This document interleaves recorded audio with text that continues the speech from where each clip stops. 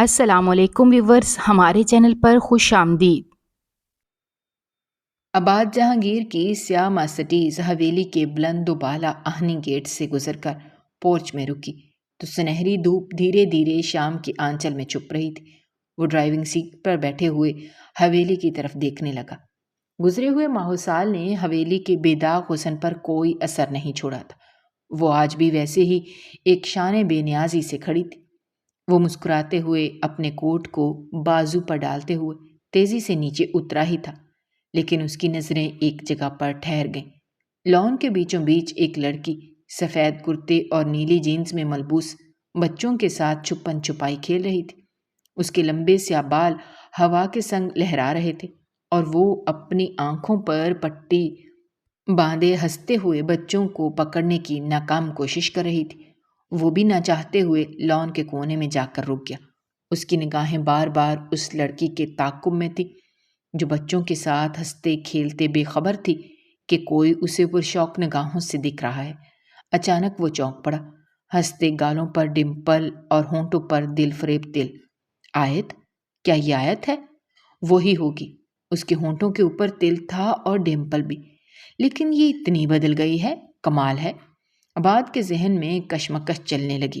5 سال پہلے کی وہ شرارتی ضدی سی لڑکی آج ایک بھرپور دوشیزگی میں ڈھل کر اسے حیران کر رہی تھی۔ اس کے دل میں دھڑکنوں کی رفتار تیز ہونے لگی۔ یہ وہی آیت ہے جسے میں نے نظر انداز کیا تھا۔ اوف خدا، یہ مجھ سے کیا غلطی سرزد ہو گئی تھی۔ وہ سراپا سوال بنا ہوا تھا۔ وہ خاموش اور گمسم سا ہو گیا اور اس کے قدم بے اختیار اس کی جانب اٹھ گئے۔ دل کی دھڑکنیں مزید تیز ہو گئیں اور ایک انجانا سا احساس اسے گھیرنے لگا۔ وہ لڑکی جو بے حد خوبصورت تھی اچانک تیزی سے گھومی اور کسی کو پکڑنے کے لیے ہاتھ بڑھایا، مگر اس کی انگلیاں آباد کے سینے سے جا ٹکرائیں۔ لڑکی نے خوشی سے چیختے ہوئے کہا، دیکھا، پکڑ لیا، اور جلدی سے اپنی آنکھوں سے پٹی ہٹا دی۔ مگر جیسے ہی اس کی نظریں آباد کے چہرے سے ٹکرائیں، وقت جیسے تھم گیا۔ اس کے لبوں پر مسکراہٹ منجمد ہو گئی اور نیلگوں آنکھوں میں حیرت کی ایک شدید لہر اتر آئی۔ اس کا نازک ہاتھ آباد کی شرٹ سے نظر آتے سینے پر دھرا تھا، جنہیں وہ وہاں سے ہٹانا ہی بھول گئی، اور اپنے دوسرے ہاتھ سے اس نے مضبوطی سے آباد کا بازو پکڑ رکھا تھا۔ چند لمحے یوں ہی گزر گئے۔ ایسا لگتا تھا جیسے وہ اس کی مردانہ وجاہت سے مسمرائز ہو گئی ہو۔ ایک دم بچوں نے اس کے گرد شور مچانا شروع کر دیا تو وہ جلدی سے اپنا ہاتھ اس کے سینے سے ہٹاتے ہوئے بولی، آپ کون؟ آباد کے لبوں پر ایک ہلکی سی مسکراہٹ نمودار ہوئی۔ وہ اب کلین شیو نہیں تھا، بلکہ اس کے چہرے پر ہلکی ہلکی سی داڑھی تھی جس نے اس کے چہرے کی خوبصورتی کو 4 چاند لگا کر رکھ دیے تھے۔ لڑکی کے سوال سے زیادہ اس کی گھبراہٹ سے محظوظ ہوتے ہوئے وہ بولا، میں وہ ہوں جسے شاید تم بھول چکی ہو، یا شاید یاد رکھنا نہیں چاہتی۔ تم آیت ہو، ہے نا؟ لڑکی نے حیرت کے عالم میں سر ہلایا، جیسے کوئی پرانی یاد اچانک لوٹ آئی ہو۔ جی، آپ آباد ہیں، آباد بھائی؟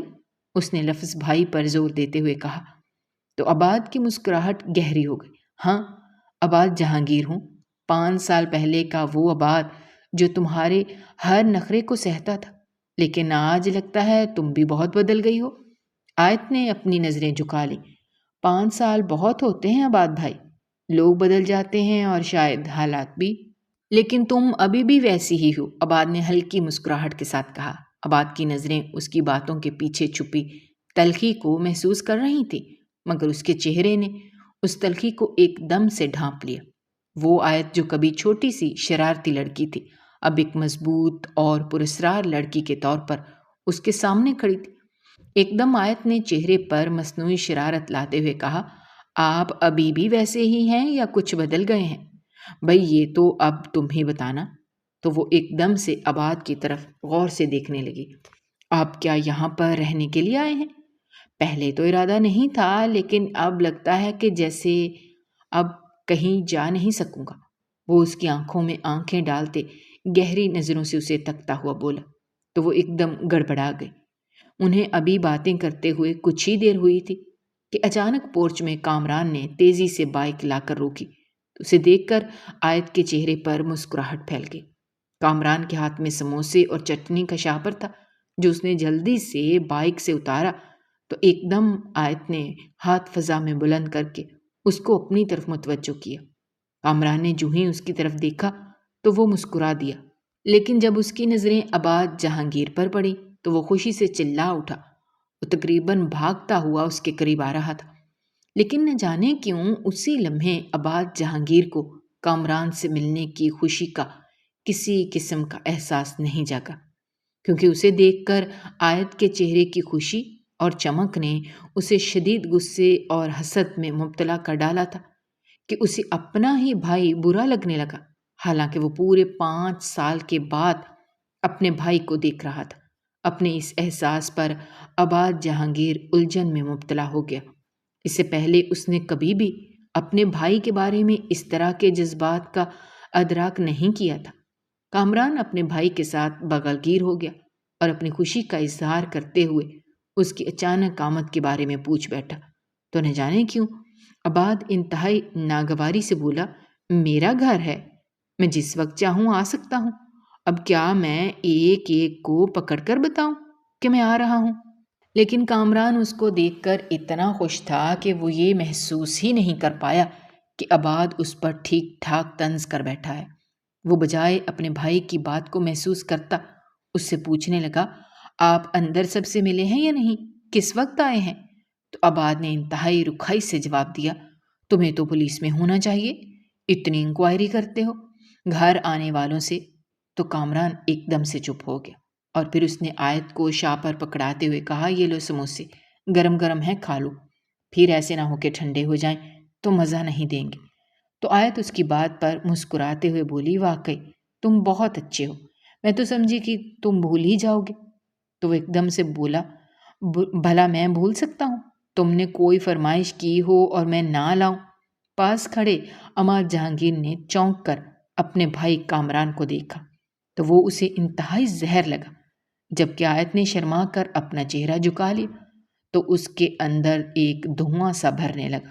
اگلی صبح وہ سب ڈرائنگ روم میں بیٹھ کر ناشتہ کر رہے تھے، لیکن آیت چپ چاپ بیٹھی ہوئی تھی کہ اچانک چچی نے اس کی طرف دیکھ کر کہا، کیا بات ہے، تم ناشتہ نہیں کر رہی؟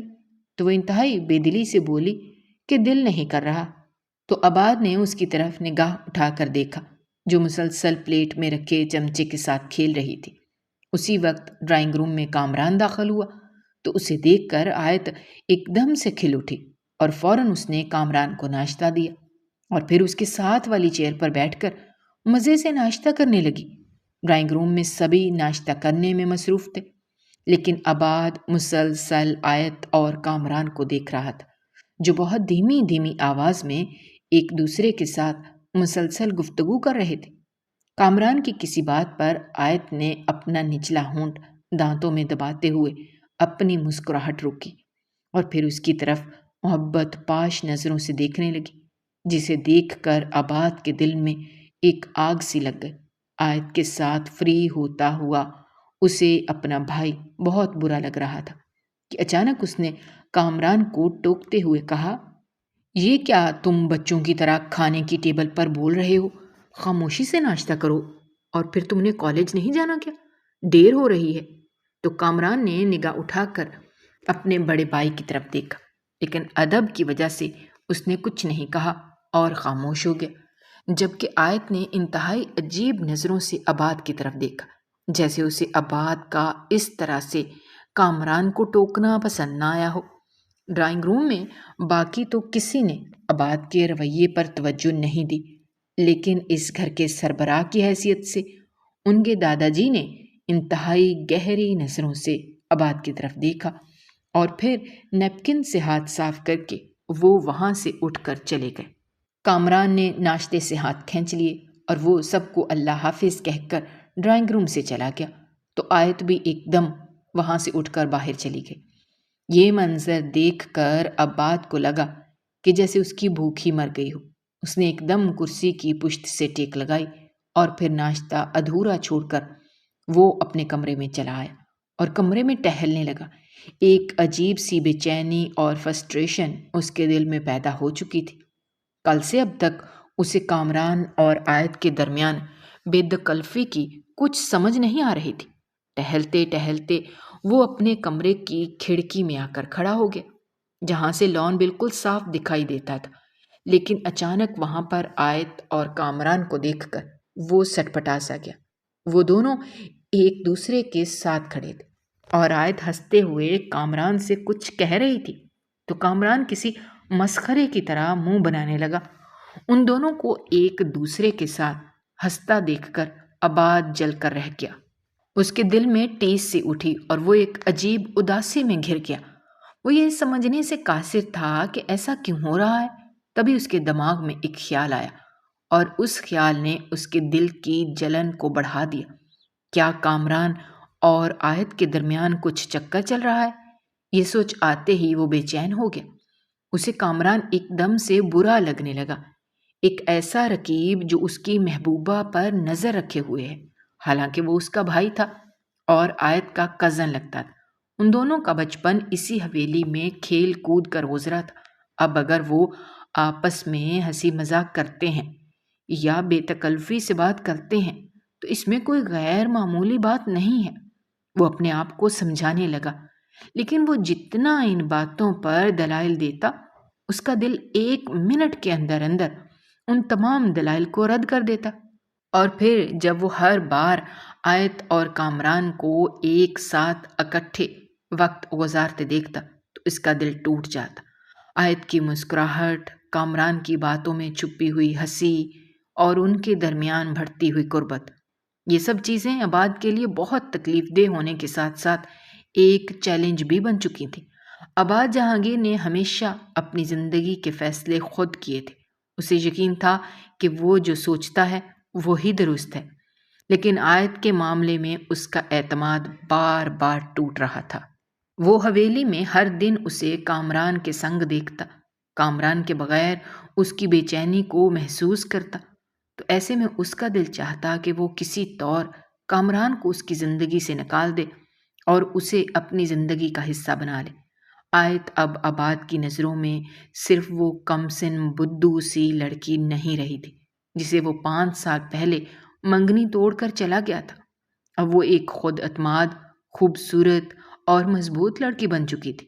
عباد کو یقین تھا کہ اگر وہ اپنی تعلیم، اپنی کامیاب نوکری اور اپنی پرکشش شخصیت سے اسے متاثر کرے گا تو وہ یقیناً متاثر ہو جائے گی۔ اسی لیے وہ گاہے بگاہے اسے باتوں باتوں میں اپنے اور کامران کے درمیان موازنہ کر کے بتاتا رہتا کہ وہ کتنا کامیاب انسان ہے، اس کے مقابلے میں کامران کچھ بھی نہیں، وہ تو اس کے مقابلے میں ابھی ڈھنگ سے نوکری بھی حاصل نہیں کر پایا، نہ ہی اس کی کوئی تعلیم خاص ہے، جبکہ وہ کامران کی نسبت زیادہ اسٹیبلشڈ اور زیادہ بہتر ہے۔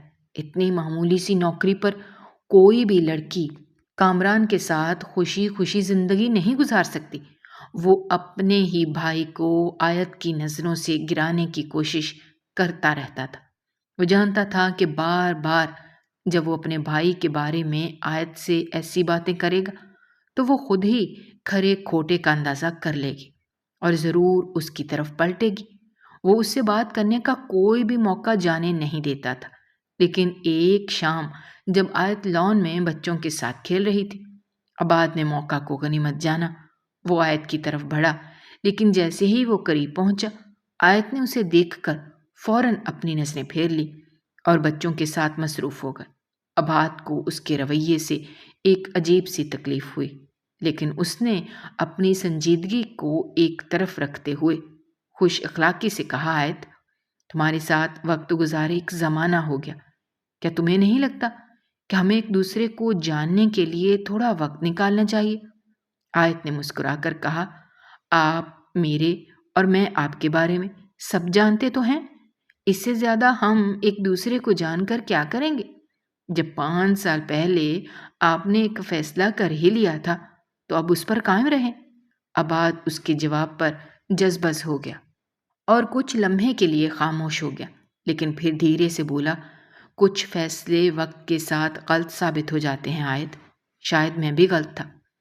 آیت نے گہری نظروں سے اسے دیکھا اور کہا، ہاں، وقت کبھی کبھی ہمیں اپنے غلط فیصلوں کے نتائج دکھا دیتا ہے، جن پر ہم اپنا ذہن بنا چکے ہوتے ہیں۔ عباد کے دل میں ایک بے چینی پیدا ہو گئی تھی۔ آیت کا ہر جملہ کسی کوڑے کی طرح اس کی روح کو چھلنی کر رہا تھا، لیکن اس کے باوجود وہ ہر ممکن کوشش کر رہا تھا کہ کسی طرح آیت کے دل کو اپنی طرف پھیر سکے۔ لیکن وہ تو اپنے دل کی دیوار اتنی مضبوط کر چکی تھی کہ اس پر دستک دینی قطعاً آسان نہیں تھی۔ وہ جتنی بار اس کے قریب جانے کی کوشش کرتا، آیت اتنا ہی دور چلی جاتی۔ ایک صبح آیت کالج جانے کے لیے تیار ہو رہی تھی، لیکن حویلی میں سوائے اس کی گاڑی کے اور کوئی گاڑی دستیاب نہیں تھی۔ وہ پورچ میں انتہائی پریشانی کے عالم میں کھڑی تھی اور بار بار اپنا فون نکال کر نمبر ملا رہی تھی، لیکن شاید دوسری طرف سے نمبر بزی جا رہا تھا تو اس کے چہرے پر جھنجھلاہٹ بڑھنے لگی۔ وہ بار بار اپنی کلائی پر بندھی گھڑی دیکھتی۔ عباد کافی دیر سے اسے دیکھ رہا تھا، تبھی وہ فوراً اپنے کمرے سے نکلا اور تیزی سے سیڑھیاں اترنے لگا۔ وہ باہر آیا تو آیت وائس میسج کر رہی تھی۔ اس نے آیت کو پریشان دیکھ کر پوچھا، کیا ہوا؟ آیت نے سرسری انداز میں کہا، کچھ خاص نہیں۔ کیا تم نے کالج جانا ہے؟ جانا تو کالج ہی تھا، لیکن گاڑی نہیں ہے۔ صبح صبح گھر والے سب فوتگی پر چلے گئے ہیں۔ عباد نے اپنی گاڑی کی چابیاں نکالتے ہوئے اسے آفر کی، میں تمہیں چھوڑ دیتا ہوں، اس میں اتنا زیادہ پریشان ہونے کی کیا ضرورت ہے؟ تو آیت نے فوراً انکار کر دیا، نہیں عباد بھائی شکریہ، میں اب کالج نہیں جا رہی۔ اور پھر اس کا جواب سنے بغیر وہ جیسے ہی مڑی، اسی وقت کامران اپنی بائک پر اندر داخل ہوا تو آیت کے چہرے پر فوراً مسکراہٹ آ گئی، لیکن عباد کے چہرے پر ناگواری کا تاثر ابھر گیا۔ کامران نے عباد کو سلام کیا تو عباد نے غصے سے اسے کوئی جواب نہ دیا، لیکن اس نے بھی کوئی خاص پرواہ نہیں کی اور آیت کی طرف دیکھ کر بولا، میں لیٹ تو نہیں ہوا؟ تو اس نے مسکرا کر کہا، بالکل بھی نہیں، میں تمہارا ہی انتظار کر رہی تھی۔ تو چلو جلدی کرو، مجھے پھر یونیورسٹی جانا ہے۔ تو آیت نے جلدی سے اپنا بیگ اٹھایا اور بائک پر بیٹھ کر اس کے ساتھ چلی گئی، جبکہ عباد ہکا بکا ہو کر سوچنے لگا کہ مجھے انکار کر دیا اور کامران کے ساتھ بیٹھ کر چلی گئی۔ وہ غصے سے اپنی مٹھیاں بھینچنے لگا۔ اس کا دل چاہا کہ وہ کامران کو گریبان سے پکڑ کر جھنجھوڑ ڈالے۔ آیت کو کامران کے ساتھ جاتا دیکھ کر اسے قرار نہیں آ رہا تھا۔ اسے اب یقین ہونے لگا کہ جیسے آیت نے اسے جان بوجھ کر نظر انداز کیا ہے، جیسے وہ اسے دکھانا چاہتی ہو کہ وہ اب اس کی زندگی میں کوئی اہمیت نہیں رکھتا۔ عباد نے خود سے کہا، شاید وہ یہ سب جان بوجھ کر کر رہی ہے، وہ مجھے تنگ کرنا چاہتی ہے اور شاید وہ ٹھیک ہی کر رہی ہے۔ آخرکار میں نے ہی اسے چھوڑا تھا، اتنا تو اس کا حق بنتا ہی ہے کہ وہ مجھے ستائے۔ عباد کے ذہن میں ماضی کے وہ لمحے زندہ ہو گئے جب اس نے آیت سے منگنی توڑنے کا فیصلہ کیا تھا۔ 5 سال پہلے جب وہ اپنا بزنس اسٹیبلش کر رہا تھا، اس وقت آیت کالج میں پڑھنے والی ایک ٹین ایج لڑکی تھی جو حویلی میں سب کی لاڈلی تھی اور خوب ضدی بھی تھی، لیکن وہ عباد کے بے حد قریب تھی۔ عباد جو بھی بات کرتا وہ اسے جھٹ پٹ مان لیتی۔ عباد اسے ہمیشہ ایک چھوٹی لڑکی کے طور پر ٹریٹ کرتا آیا تھا، لیکن جب حویلی میں ان دونوں کے رشتے کی بات چلی تو آیت دل سے خوش تھی، کیونکہ وہ من ہی من میں عباد کو چاہنے لگی تھی، لیکن وہ عباد کی کیٹیگری کی نہیں تھی، نہ ہی عباد نے کبھی اسے اس نظر سے دیکھا تھا۔ اس نے حویلی والوں کی بھرپور مخالفت کی، لیکن اس کے باوجود ان دونوں کی منگنی کر دی گئی۔ عباد اس بات پر بے حد ناخوش تھا۔ وہ آیت سے بھی انتہائی بدسلوکی کرنے لگا تھا، اسے کبھی کبھی اتنی بری طرح سے دھتکارتا کہ وہ رو پڑتی، لیکن آیت نے کبھی بھی اس سے گلہ نہیں کیا تھا۔ عباد نے اس وقت سوچا تھا کہ آیت اس کے مزاج کے مطابق نہیں ہے، وہ اس رشتے سے آزادی چاہتا تھا۔ وہ اپنے لیے ایک آزاد خیال اور سمجھدار لڑکی چاہتا تھا جو اس کے ساتھ اس کے مزاج کو سمجھ کر اس کے ساتھ چل سکے۔ اس کی سوچ میں آیت ابھی بہت چھوٹی، بہت ناسمجھ تھی، اسے ابھی میچور ہونے کے لیے ڈھیر سارا وقت چاہیے تھا، جبکہ وہ بچگانہ خیالات رکھنے والی لڑکی کے ساتھ زندگی نہیں گزار سکتا تھا۔ اس نے دادا جی سے کئی بار اس سلسلے میں بات کی اور ان سے کہا کہ وہ یہ رشتہ ختم کرنا چاہتا ہے، لیکن اس کے دادا جی نہیں مانے۔ اسے یہ بات اچھے سے اندازہ ہو گئی تھی کہ اسے ہر صورت یہاں سے نکلنا ہوگا، ورنہ 2-4 مہینے کے بعد حویلی والے اس کی شادی کا سوچنے لگیں گے، کیونکہ وہ تمام کزنز میں سے بڑا ہونے کے ساتھ ساتھ وہ اپنے پیروں پر کھڑا تھا، اس لیے اس کی شادی کا جلد امکان ممکن تھا۔ لہٰذا اس نے ایک کڑا فیصلہ کیا اور بنا بتائے وہ باہر چلا گیا، اور وہیں سے اس نے فون کر کے آیت کو کہا کہ وہ یہ منگنی ختم کر رہا ہے، گھر میں سب کو بتا دے۔ جب آیت نے اس فیصلے کے بارے میں حویلی والوں کو آگاہ کیا تو سبھی آباد سے خفا ہو گئے۔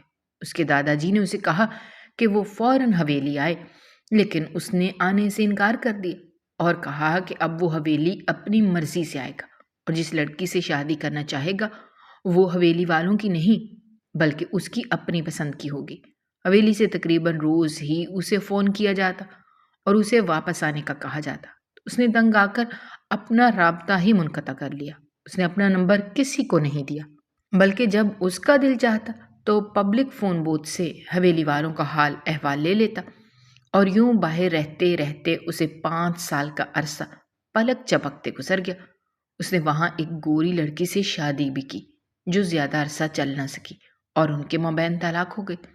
وہ انتہائی دل برداشتہ ہوا کیونکہ وہ اس کے بچے بھی ساتھ ہی لے گئی تھی۔ تو آباد نے تنگ آ کر حویلی جانے کا فیصلہ کیا، لیکن جب وہ یہاں پہنچا تو سب کچھ بدل چکا تھا۔ وہ یہاں سے جاتے وقت ایک انتہائی کھلنڈرا اور شوخ نوجوان تھا، لیکن جب واپس آیا تو اس کے چہرے پر داڑھی اور طبیعت میں انتہائی سنجیدگی آ گئی تھی۔ حویلی میں آیت سے لے کر دادا تک سبھی اس کو دیکھ کر حیران رہ گئے، کیونکہ وہ اب پہچان میں ہی نہیں آ رہا تھا۔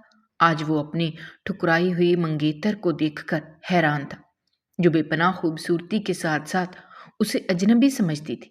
اس کی خوبصورتی، خود اعتمادی اور مزاج کی مضبوطی آباد کو اپنی طرف کھینچ رہی تھی۔ آباد کو لگ رہا تھا کہ شاید آیت اس کے ماضی کے فیصلے کا بدلہ اب لے رہی ہے۔ آیت کا ہر رویہ آباد کے لیے ایک چیلنج بنتا جا رہا تھا۔ وہ جتنا اس کے لیے نرم بن گیا وہ اتنا ہی اس کے لیے سخت اور تلخ بن گئی۔ اس کے لہجے میں ایک تلخی ہوتی جو آباد کو یاد دلاتی کہ اس نے اسے کس طرح چھوڑ دیا تھا، لیکن وہ آیت کو یہ احساس دلاتا رہتا کہ وہ اب بدل چکا ہے، لیکن وہ تو کچھ سننے کو تیار نہ تھی۔ آباد نے ٹھان لیا کہ وہ آیت کو اپنی اہمیت کا احساس دلائے گا۔ اسے آیت کی محبت دوبارہ حاصل کرنی تھی، لیکن یہ کام آسان نہیں تھا۔ مگر اس کی نوبت ہی نہ آ سکی، کیونکہ جب اسے پتہ چلا کہ حویلی میں کامران اور آیت کے رشتے کی بات چل پڑی ہے تو وہ بری طرح سے پریشان ہو گیا۔ حویلی کے سبھی لوگ منگنی کے بجائے نکاح کی بات کر رہے تھے، اور یہ باتیں اس کے کانوں تک پہنچ رہی تھیں، اور ان باتوں کو سن سن کر اسے شدید غصہ آنے لگا۔ حویلی میں سبھی خوش تھے، حتیٰ کہ دادا جی بھی چاہتے تھے کہ خوب دھوم دھام سے یہ تقریب ہو۔ پوری حویلی میں کامران اور آیت کے نکاح کی خبریں پھیل گئیں۔ آباد جو اس وقت باہر کسی کام سے گیا ہوا تھا، حویلی میں داخل ہوتے ہی نوکروں کے درمیان چلنے والی سرگوشیاں اس کے کانوں میں پڑی کہ کامران اور آیت کا نکاح طے ہونے والا ہے، تو آباد کے قدم وہیں رک گئے۔ اسے لگا کہ کسی نے اس کے سینے سے دل نکال کر رکھ دیا ہو۔ کامران اور آیت، یہ کیسے ممکن ہے؟ اس کے دل میں غم اور غصہ بڑھنے لگا۔ وہ غصے سے اپنے کمرے میں جانے ہی والا تھا کہ اسے کچن میں کامران آیت کے ساتھ بات کرتا دکھائی دیا۔ وہ دونوں بہت ہی خوش نظر آ رہے تھے۔ یہ منظر آباد کے لیے ناقابل برداشت تھا۔ وہ لمبے لمبے ڈگ بھرتا ہوا اپنے کمرے میں آ گیا اور زور سے دروازہ بند کر کے سوچنے لگا، آیت صرف میری ہے، وہ میری منگ ہے۔ بھلے ہی میں نے منگنی توڑ دی تھی، لیکن اس پر میرا حق ختم نہیں ہوا۔ آباد نے خود کلامی کی، جیسے وہ اپنے جذبات کو تسلی دے رہا ہو، مگر اسے قرار نہیں آ رہا تھا۔ اس نے دادا سائیں کے کمرے میں جانے کا فیصلہ کیا تاکہ وہ انہیں آیت اور کامران کے نکاح سے باز رکھ سکے۔ لہٰذا وہ تیزی سے دادا سائیں کے کمرے کی طرف بڑھا۔ دادا سائیں آرام کر رہے تھے۔ جب آباد بنا دستک دیے دروازہ دھکیل کر اندر داخل ہوا تو وہ چونک پڑے۔ دادا سائیں، یہ میں کیا سن رہا ہوں؟ آپ کامران اور آیت کی منگنی طے کرنا چاہتے ہیں؟ آباد کی آواز میں سختی تھی۔ دادا سائیں نے حیرانی سے اسے دیکھا۔ ہاں، یہ بات چل رہی ہے۔ کیوں؟ عباد نے غصے میں کہا، یہ نہیں ہو سکتا، آئے تو میری منگ ہے۔ دادا سائیں تکیے کا سہارا لیتے ہوئے سیدھے ہو کر بیٹھے اور دھیرے سے بولے، تمہاری منگ؟ کیسی منگ عباد؟ تم تو 5 سال پہلے اپنی منگنی توڑ کر بیرون ملک چلے گئے تھے، تمہیں تو آیت پسند ہی نہیں تھی۔ عباد نے گہری سانس لی اور کہا، وہ بچپنے کی سوچ تھی دادا سائیں، اس وقت میں چور نہیں تھا، مجھے لگتا تھا کہ آیت میرے معیار پر پورا نہیں اترتی، لیکن میں غلط تھا۔ اب میں چور ہوں، اپنے فیصلے خود کر سکتا ہوں، اور میرا فیصلہ یہ ہے کہ میں آیت سے منگنی کرنا چاہتا ہوں۔ دادا سائیں نے غور سے عباد کی بات سنی، ان کے چہرے پر حیرت تھی، لیکن وہ خاموش رہے۔ وہ سمجھ چکے تھے کہ عباد اپنے جذبات میں بہہ رہا ہے، لیکن یہ بات کتنی دیر پا ہوگی وہ نہیں جانتے تھے۔ دادا سائیں کے کمرے میں ہونے والی تمام باتیں پوری حویلی میں پھیل گئیں۔ عباد کا یہ فیصلہ جس نے سنا وہ حیران اور پریشان رہ گیا۔ آیت کی والدہ جو رشتے میں اس کی چچی لگتی تھی، انہوں نے اس بات پر سخت رد عمل دیا۔ یہ کیسا فیصلہ ہے؟ 5 سال تک وہ کوئی خبر نہیں لیتا اور اب اچانک آیت پر حق جتانے آ گیا۔ کامران جو ہمیشہ سے اپنے بڑے بھائی کی عزت کرتا تھا اس وقت خاموش تھا، لیکن اس کے چہرے پر دبا دبا سا غصہ نمایاں تھا۔ بھائی جان، اگر آپ کو آیت سے اتنا لگاؤ تھا تو آپ نے 5 سال پہلے اسے چھوڑا کیوں؟ اس نے دل میں سوچا لیکن کچھ بولا نہیں۔ لیکن آیت جو اس وقت اپنی ماں کے ساتھ بیٹھی تھی اس خبر کو سن کر گنگ رہ گئی۔ اسے عباد کے اس رویے کی توقع نہیں تھی۔ 5 سال پہلے اس نے اس رشتے کو توڑ کر آیت کو یہ احساس دلایا تھا کہ وہ اس کے قابل نہیں ہے، اور آج وہی عباد اچانک یہ دعویٰ کر رہا تھا کہ آیت اس کی منگ ہے۔ آیت نے گہری سانس لے کر کہا، یہ سب آخر ہو کیا رہا ہے؟ میں کوئی کٹھ پتلی نہیں ہوں کہ وہ جب چاہے گا مجھے اپنے اشاروں پر نچائے گا اور جب چاہے گا چھوڑ کر بھاگ جائے گا۔ میں جیتی جاگتی انسان ہوں اور اب اپنے فیصلے خود کر سکتی ہوں۔ میں کسی صورت بھی عباد کو اپنا جیون ساتھی نہیں بناؤں گی۔ کیا عباد بھائی کو لگتا ہے کہ وہ کسی بھی وقت آ کر اپنی بات منوا سکتے ہیں؟ میں نے ان کی باتوں کو 5 سال پہلے برداشت کیا تھا، لیکن اب ایسا ممکن نہیں ہے۔ عباد کے فیصلے نے حویلی کے ماحول کو کشیدہ کر دیا تھا۔ کامران نے اپنے والد سے کہا، ابا جان، میں آیت کو پسند کرتا ہوں اور وہ بھی مجھے پسند کرتی ہے۔ یہ فیصلہ اتنا آسان نہیں ہونا چاہیے کہ کسی کی ضد پر بدل دیا جائے۔ دادا سائیں نے خاموشی سے سب کی باتیں سنی لیکن کوئی فیصلہ نہیں دیا۔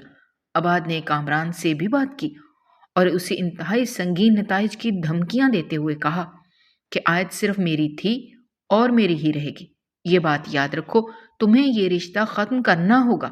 کامران نے اس کی ساری بات انتہائی تحمل کے ساتھ سننے کے بعد کہا، بھائی جان، محبت زبردستی حاصل نہیں کی جا سکتی۔ آیت آپ سے محبت نہیں کرتی، وہ مجھ سے محبت کرتی ہے۔ یہ رشتہ ختم کرنے کا حق اسے ہے، نہ آپ کو نہ مجھے۔ حویلی میں حالات پیچیدہ ہو گئے تھے۔ دادا سائیں کے لیے یہ فیصلہ مشکل تھا۔ ایک طرف کامران اور آیت کی خوشی تھی اور دوسری طرف عباد کی ضد۔ سمجھ نہیں آ رہی تھی کہ کیا کریں۔ وہ جتنا بھی عباد کو سمجھانے کی کوشش کرتے وہ اتنا ہی طیش میں آ جاتا، اور دادا سائیں کو سب سے زیادہ ٹینشن اس بات کی تھی کہ جوان خون ہے، کہیں کچھ کر نہ بیٹھے۔ لیکن دوسری طرف آیت کے دل میں وہ زخم پھر سے ہرے ہو گئے تھے جو عباد نے 5 سال پہلے دیے تھے۔ اسے جب معلوم ہوا کہ عباد نے اسے دوبارہ اپنی زندگی کا حصہ بنانے کا فیصلہ کیا ہے، اس کا دل الجھن اور مایوسی کا شکار ہو گیا۔ وہ جانتی تھی کہ عباد کے اس اعلان کے پیچھے محبت سے زیادہ ضد اور انا تھی۔ 5 سال پہلے یہی شخص اسے ایک بچی قرار دے کر یہ کہہ کر چھوڑ گیا تھا کہ وہ اس کے معیار پر پورا نہیں اترتی، اور آج جب آیت نے اپنی زندگی میں آگے بڑھنے کی ٹھان لی تھی تو پھر سے یہ اس پر حق جتا رہا تھا۔ اسے سب سے زیادہ حویلی والوں پر افسوس ہو رہا تھا کہ کوئی بھی عباد کے فیصلے پر اسے سختی سے ٹوک نہیں رہا، بلکہ ایک عجیب سی چپ پوری حویلی کو لگی ہوئی ہے۔ یہاں تک کہ اسے امید تھی کہ دادا سائیں اسے مزید بولنے نہیں دیں گے، لیکن وہ بھی چپ بیٹھے ہوئے تھے۔ تو اس نے فیصلہ کیا کہ وہ خود عباد سے بات کرے گی کہ یہ اس کی زندگی ہے، وہ ہر بار اس کی زندگی کو برباد نہیں کر سکتا۔ چنانچہ ایک دن اس نے موقع دیکھ کر عباد سے کہا کہ مجھے آپ سے ایک بہت ضروری بات کرنی ہے۔ تو عباد دل ہی دل میں خوش ہو گیا، کیونکہ یہ پہلی بار تھی کہ آیت اس کے کمرے میں آئی تھی، اور آج اس نے اسے بھائی بھی نہیں کہا تھا۔ اس کے دل میں ایک آس پیدا ہوئی کہ شاید اب سب ٹھیک ہونے جا رہا ہے۔ لیکن جب آیت نے اسے بتایا کہ وہ صرف اور صرف کامران کو چاہتی ہے اور اسے ہی اپنا شریک حیات بنائے گی، لہٰذا آپ اپنی یہ ضد چھوڑ دیں تو بہتر ہوگا، تو وہ بولا یہ ضد نہیں، محبت ہے۔ تو آیت نے اپنی آواز کو مضبوط کرتے ہوئے کہا، محبت؟ 5 سال پہلے آپ کو مجھ میں محبت کیوں نظر نہیں آئی؟ اس وقت آپ کو میں ایک معصوم بچی لگتی تھی جو آپ کے معیار پر پورا نہیں اترتی تھی۔ اس وقت آپ نے میرے جذبات کی کوئی پرواہ نہیں کی، آپ نے میری عزت نفس کو مجروح کیا اور مجھے ٹھکرا دیا۔ عباد خاموش ہو کر اسے دیکھتا رہا۔ آیت کی باتوں میں دکھ تھا جو اس کے الفاظ سے جھلک رہا تھا۔ پھر وہ آہستہ سے بولی، اب میں اپنی زندگی میں کافی آگے بڑھ چکی ہوں اور میری زندگی میں اب آپ کا کوئی حصہ نہیں۔ تو عباد اس کی ساری بات سن کر گڑ گڑاتے ہوئے بولا، دیکھو مجھ سے غلطی ہو گئی، میں تسلیم کرتا ہوں، لیکن مجھے اپنی زندگی میں ایک اور موقع تو دو، میں سب ٹھیک کر دوں گا۔ آیت نے ایک گہری سانس لی اور کہا، آپ ایک ناکام کوشش کر رہے ہیں۔ میں آپ کو اپنا جواب دے چکی ہوں کہ میری زندگی میں آپ بالکل بھی شامل نہیں ہو سکتے۔ اس کی باتیں سن کر عباد کی پیشانی پر شکنیں گہری ہو گئیں۔ اس نے انتہائی غصے سے کہا، آیت تمہیں سمجھ نہیں آ رہی ابھی، لیکن تمہارے لیے بہتر ہے کہ تم کامران کو بھول جاؤ۔ میں تمہیں سب کچھ دوں گا، وہ سب کچھ جو تم نے کبھی سوچا بھی نہیں ہوگا۔ آیت نے پرسکون لہجے میں جواب دیا، مجھے سب کچھ نہیں چاہیے عباد بھائی، مجھے صرف وہ شخص چاہیے جو مجھے میری ذات میں قبول کرے، جو مجھے سمجھ سکے، اور وہ شخص آپ نہیں، کامران ہے۔ عباد کا غصہ بے قابو ہو گیا۔ آیت میں تمہیں سمجھانے کی آخری کوشش کر رہا ہوں، یہ ضد چھوڑ دو۔ میں نے اپنی غلطی تسلیم کی ہے اور اب تمہیں وہی کرنا ہوگا جو میں چاہتا ہوں۔ لیکن آیت نے عباد کی بات کو نظر انداز کرتے ہوئے جانے کی کوشش کی تو عباد نے اس کا بازو پکڑ لیا۔ آیت اگر تم نے میری بات نہیں مانی تو یاد رکھنا، میں یہ رشتہ ہونے نہیں دوں گا۔ کامران اور تمہاری منگنی کبھی نہیں ہوگی۔ آیت نے غصے سے اپنا بازو چھڑایا اور کہا، عباد بھائی یہ میری زندگی ہے، آپ نے پہلے بھی میری زندگی میں مداخلت کی اور مجھے چھوڑ دیا، لیکن اب میں مزید برداشت نہیں کروں گی۔ آپ جو چاہیں کریں، لیکن میں کامران کو نہیں چھوڑوں گی۔ عباد کے چہرے پر غصے کی لکیریں مزید گہری ہو گئیں۔ آیت یہ میرا وعدہ ہے، میں کامران کو تم سے دور کر دوں گا، چاہے اس کے لیے مجھے کسی بھی حد تک جانا پڑے۔ عباد کی دھمکی اور آیت کا انکار پورے گھر میں ہلچل مچا گیا۔ دادا سائیں جو ہمیشہ خاندان کے فیصلے کرتے تھے، خود بھی الجھن کا شکار ہو گئے تھے۔ کامران کو جب یہ بات معلوم ہوئی تو وہ سیدھا آیت کے پاس آیا۔ آیت کیا یہ سچ ہے کہ عباد بھائی نے تمہیں دھمکی دی ہے؟ تو آیت نے سر ہلایا، ہاں، لیکن میں ان کے دباؤ میں نہیں آؤں گی کامران، میں تمہیں نہیں چھوڑ سکتی۔ کامران نے اسے تسلی دی، آیت میں تمہارے ساتھ کھڑا ہوں، عباد بھائی کی ضد ہمیں جدا نہیں کر سکتی۔ عباد کے لیے آیت کا انکار اس کی انا پر کاری ضرب تھا۔ آیت کے انکار اور عباد کی دھمکیوں کے بعد حویلی میں حالات کشیدہ ہو گئے تھے۔ آیت نے سب کو اپنا فیصلہ سنا دیا، لیکن عباد کی ضد ختم ہونے کا نام ہی نہیں لے رہی تھی۔ لیکن عباد کے ذہن میں طوفان برپا تھا۔ آیت کا انکار، کامران سے اس کی محبت کا اظہار، اور سب سے بڑھ کر اس کا یہ کہنا کہ وہ کامران کے بغیر نہیں جی سکتی، عباد کے دل میں ایک طوفان پیدا کر رہا تھا۔ اگر آیت میری نہیں ہو سکتی تو کسی کی بھی نہیں ہوگی، یہ سوچ کر اس نے ایک منصوبہ بنایا اور رات کے اندھیرے میں وہ آیت کے کمرے کی طرف گیا۔ آیت گہری نیند میں تھی۔ اس نے اسے بے ہوش کیا اور اسے اپنے بازوؤں میں اٹھا کر چپکے سے حویلی کے عقبی دروازے سے باہر نکل آیا، جہاں اس کی گاڑی پہلے سے تیار کھڑی تھی۔ اس نے آیت کو پچھلی سیٹ پر لڑایا اور گاڑی کو فارم ہاؤس کی طرف موڑ دیا۔ راستے میں اس کے دماغ میں صرف ایک ہی سوچ گونج رہی تھی، آیت میری ہے اور میں اسے کسی اور کے لیے نہیں چھوڑ سکتا۔ صبح جب آیت اپنے کمرے میں موجود نہ تھی تو حویلی میں کوہرام مچ گیا۔ آیت کی والدہ دیوانہ وار ہر طرف اسے ڈھونڈتی رہی تھی اور کامران پریشانی کے عالم میں اس کی کالج کی دوستوں سے فون کر کے پوچھنے لگا۔ دادا سائیں اپنا سر پکڑ کر بیٹھ گئے کہ آخر آیت بنا بتائے کہاں جا سکتی ہے، لیکن اس سارے معاملے میں انہیں ایک پل کو بھی عباد پر شک نہ ہوا۔ تھوڑی دیر کے بعد وہ بھی ان میں آ کر بیٹھ گیا اور آیت کی گمشدگی پر پریشان دکھائی دینے لگا۔ نہ جانے کیوں دادا سائیں کو عباد پر ہلکا سا شک ہوا، لیکن جب اس نے کہا کہ اگر آیت کا پتہ نہیں چلتا تو ہمیں تھانے جا کر رپورٹ لکھوانی چاہیے، تو جو تھوڑا بہت شک دادا سائیں کو اس پر پیدا ہوا تھا وہ بھی ختم ہو گیا۔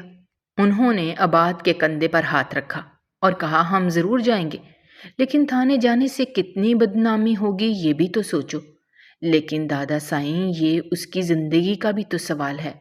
تو وہ اس کی بات سن کر خاموش ہو گئے۔ پھر انہوں نے کامران سے پوچھا کہ اس کی دوست کیا کہہ رہی ہیں، تو وہ پریشانی سے بولا کہ وہ تو کہہ رہی ہیں کہ وہ کالج ہی نہیں آئی۔ تو پھر اتنی صبح وہ کہاں جا سکتی ہے؟ اس کی والدہ روتے ہوئے بولی، وہ تو بنا بتائے کبھی گھر سے نہیں نکلتی، اس نے جہاں پر بھی جانا ہوتا ہے مجھے لے کر جاتی ہے، وہ کبھی بھی اتنی غیر ذمہ دار لڑکی نہیں تھی۔ تو ان کی بات سن کر سبھی بہت پریشان ہو گئے۔ حویلی میں دادا سائیں سے لے کر نوکروں تک سبھی ان کی ڈھارس بتا رہے تھے۔ اس دوران عباد چپکے سے فارم ہاؤس کی طرف چل نکلا۔